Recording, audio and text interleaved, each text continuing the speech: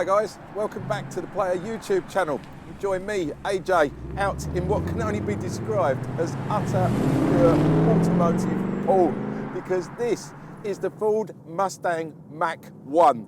And I've got to be honest with you, if you really love your cars, look no further than a car like this, because to be honest, it is the ultimate driving experience. And trust me, you're going to enjoy the next 30 minutes.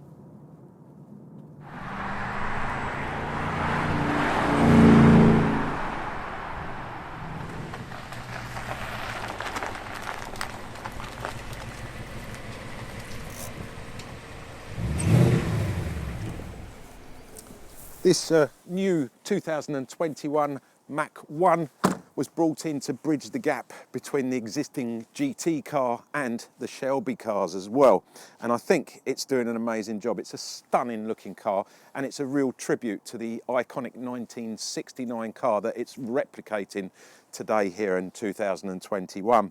You will see a lot of bits and pieces harping back to that original car, which I love. Like the logos, for example, they're all over the car. They're on the sills, they're on the side here. You keep finding them everywhere, but they've kept the original font, which I really love.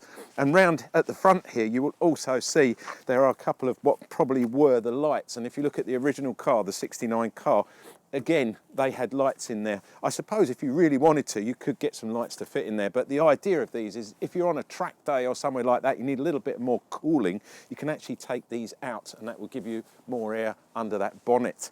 And speaking of bonnets, well, look at the size of that and look at the colour. This car comes in what Ford called the grabber yellow. Yeah. I wonder where they came up with that name from. I mean, it definitely grabs your attention. Maybe that's where they were going with that. This colour will cost you an extra 850 UK pounds. However, there are 11 colours to choose from. My personal favourite is the Jet Fighter Grey. I really love that one. The car comes with 19-inch magnesium coated 5-spoke alloys, which again, really do the car justice. And inside there at the front, there are some decent Brembo calipers. All in all, what a car.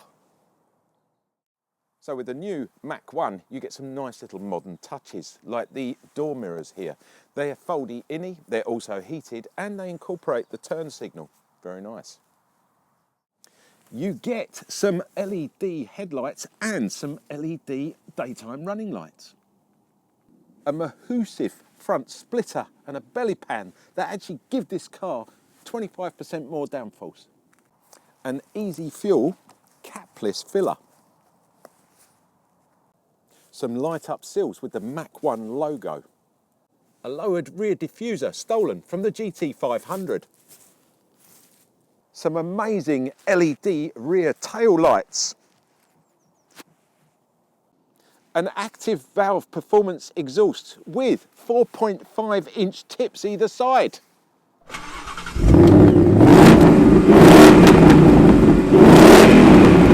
That sounds amazing! Right, let's check out under the bonnet, and the bonnet release catch is just down here in the passenger footwell. Don't forget, if it's left-hand drive, it's going to be in the driver's footwell because they're not going to move it around. The actual lever itself is just slightly to the left. You've got to have a long finger for that because it's a long way in there, but you will find it eventually. And this is a remarkably heavy bonnet. But once you get it up, the safety stay will go in there like that. And now, behold the engine. This is a naturally aspirated V8, a 5-litre petrol V8 developing around about 454 brake horsepower with 529 Newton meters of torque. It will, as they say, pull the hind legs off a donkey. This has a hell of a pedigree as well. If you go back to the original car back in '69, it was known as the Windsor V8. This one is known as the Coyote, which is a great name. I love it when people name their engines. How cool is that? Okay, so let's talk a few stats on this car. 0 to 60 time. Well, this one does it in around 4.5 seconds with a top speed of 163 miles an hour. It comes with a 6-speed manual gearbox. It's actually the gearbox from the Shelby GT350 that they use. And I've got to say, if you're an aficionado of these cars, you would have nothing else. If you want a day-to-day sort of usage from a gearbox, then go for the 10-speed auto. Yes, for some reason, it has 10 gears, which is simply amazing. It will give you a 0 to 60 time of around 4.1 seconds, so it's a little bit faster. Same sort of top end, but it just gets there a little bit quicker. And I've got to say, this car, when it's out on the track, or for example, if it's down at the drag strip, its standing quarter is 12.5 seconds with a top speed of 113 miles an hour. It's just simply amazing, and that's exactly what this car was built to do. Whichever angle you look at this car, it just looks superb. Even the background here, look at it oozes muscle car to me. It's just all about the power and everything that this car is built to do. I love this sweeping back here. It's got the brake light built in the top there, really nicely done, really thin LED runs across there. You've got your sharp fin DAB radio on the top, and then this beautiful bit of aero that's smooth and running around here just finishes it all off, doesn't it? It's absolutely stunning.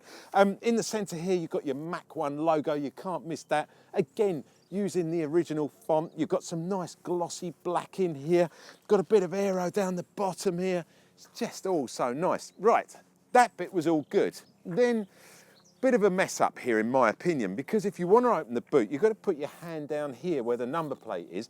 This always gets dirty, so whenever you want to open the boot, you end up with a dirty hand. Luckily we cleaned this earlier, so it's not as bad. So you push the button there and you just lift it up like that. 408 litres of boot space. It's around about 20-30 litres shy of a BMW 4 Series, so it's not bad. You definitely get your set of golf clubs in there. It's got a nice bit of depth to it as well, so you get all your bits and your luggage to the back there as well. Not a lot to report in the back here. There's a big subwoofer, even though I think you shouldn't even have a stereo in this car, or a radio, whatever it is, because why would you? You just want to listen to the engine all the time. Anyway, if you do, then you can get the subwoofer built in there. This particular car comes with the most stupid compressor. You know, I've ranted on about these so many times. That's the thing that you get with the liquid stuff that you put in the tyre. Look, there's plenty of room in here. If you take that pannier bit out and warning bit and all that, you can get your spare wheel in there. Even if it's a space saver, it will go in there. So we forgive it for that. Just throw away that stupid pump. If you need more space, providing you haven't got any passengers, you can push the 2 seats down in there and it will give you a ton of room in this car. It's very practical, as well as being absolutely outrageous. Inside up front, this new 2021 Mach1 really does the 1969 version justice. Look at the retro look of this whole setup in here, including none other than that Paul cue ball, that beautiful white gear shifter in the middle there. I love this car. This particular car gets the optional Recaro leather, fully electronically adjustable seats. And I've got to say, they are just gorgeous. The Mach1 gets a decent 12.3-inch digital instrument cluster, and that all changes depending on what mode you select.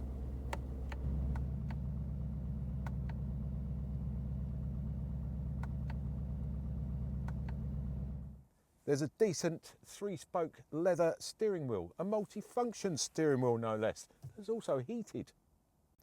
You get a decent 8-inch TFT touchscreen as well, which is very, very simple to use. Not that I would personally want it, but this car does come with a premium audio sound system. It's made by Bang & Olufsen. It has 1,000 watts and 12 speakers, no less. There is USB and Bluetooth connectivity, as well as Apple CarPlay and Android mirroring. You get a decent auto climate control, and it's very easy to use with the knurled button up and down to change your temperature settings. You can also do it on screen as well. You get a Sync 3 navigation pack with voice control, as well as Ford emergency assistance. Parking this car is quite difficult because it is a big car, but you do get a rear parking camera. Unfortunately, on this particular car, you don't get the parking beepers. So first things first, when you get it out on the road, I wasn't expecting what this car is delivering, and that is grip and agility, and it's very, very nimble as well. For a car weighing around 1,800 kilos and a lot of that power being thrown down on the back wheels, I was expecting this to be all over the place. But so far it seems to ride really, really nicely. I think a lot of that is due to the Ford Ride system that's built into this car. It's got those stiffer bars at the front and the stiffer springs as well. And you also get an electronic stability control system that is sort of working its arse off basically to keep this car on the road. Some decent tyres don't go amiss either, and I think combining all that together, you get what I wasn't really expecting, as I say, is a car that you feel quite confident with. And that, I think, above all, is really good. Speaking of confidence, you get a number of safety aids in this car that come with it. You've got like lane keepy, you've got distance control, and obviously you've got your cruise control. Everything's really nicely set up here on the steering wheel. You've even got a little button here where you can change the sound of the exhaust by changing it over here on the dashboard. It's very simple to do using your menu button up the top here. You've got a media section on this side as well, so you can change your channels, your tracks or whatever, and you can turn your volume up and down, all of which you get used to without even looking, so you can just keep your eyes on the road, enjoying every minute of this car. I wasn't going to talk about economy on this car because, let's face it, if you're going to buy one of these, you're not really worried what it does to the gallon. But we will talk about it in the interests of journalism, shall we say, and just for the statisticians amongst you, I will tell you now we're currently getting around 14 to the gallon. Yes, I did say 14. It will do up to around 22 on a run, and you know, combining the two, you're going to get around an average of 17 miles to the gallon. There you go. I've said it, I've done it, you now know. There are 5 different modes in this car. So if you are a little bit twitchy, like today the roads are a little bit wet and slippery, there is a snow or slippery mode, snow and rain mode you can go into. The mode button's over here. Very simple to use. Getting into the fun part of this, obviously when you start it up, it's normally in the normal mode. If you click up on the far left-hand button, you can then go into Sport Plus. There's a drag strip mode as well, which I won't be demonstrating this time of year. And there is also a track mode as well. So 5 different modes. They're all helping this car do what it really needs to do, which is get you from A to B in one piece. But at the same time, with a big smile and having so much fun. All round, this car has total drivability. It has masses of curb appeal.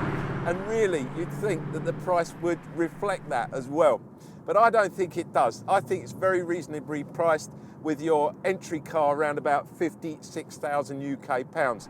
And the top of the range, well, if you start adding in the paint colours, the better surround sound systems and things like that, forget the sound, you got the sound, it comes out of those exhausts. But if you add all that in a car like I'm driving today, it's just shy of 60,000 UK pounds. For a weekend car, maybe, absolutely on the money. Because during the week, you can do your eco bit, man, drive your little electric car backwards and forwards to work. And then on the weekend, when it gets really nice and dry and the sun's out and it isn't as damp as it is today, you can just take this out for so much fun. And I promise you, it is the ultimate driving machine.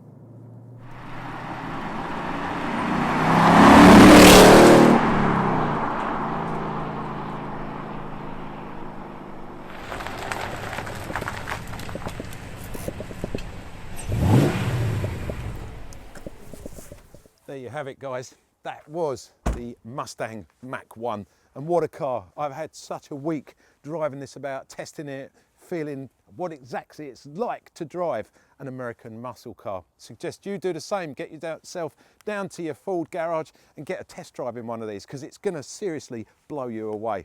Thanks, Ford. Really enjoyed it. You've been watching me, AJ, on the Player YouTube channel. Thanks for watching, guys. Don't forget, like, subscribe and comment. Any comments you got, stick them in the box down below. One of the team will get back to you as soon as possible. Don't forget to give us a thumbs up, because we don't get paid any extra, don't get any bonuses. We get a pat on the back from the bosses and the sponsors to say, job well done. And that, in all, keeps us in business. So I'd really appreciate it if you could do that for us. Also, if you want to subscribe, please go ahead and do so, and leave the bell sign unchecked, because we're putting up 2, sometimes even 3 videos a week at the moment, because we are part of The Player. Now, The Player is a men's bookazine. It's 220 odd pages of all the things that us guys love. It's a big hardback bookazine. However, you can have the online version, which is exactly the same. It's just you have to download it or you can look at it online. So you get all the bits that we love, like cars and boats and motorcycles and jet skis and food and golf, and you know what I'm talking about. All the best bits that us guys love to read and see when we're reading our magazines and things like that. If you want a free copy of that, all you got to do is go to www.theplayer.co.uk. Hang on, it's coming in here now. There you go, it's down there. I'll leave it up for a few seconds. That's where you go just straight up to the top of the page. You'll see register, put your name in there, your email, simple as that. There's no data capture. We're not going to bombard you with loads of emails, and then you can either look at it online or you can download it and look at it whenever you want to have a look at it. It's really great. It's very easy to use as well. Thanks for watching, guys. I will catch you next week with something different.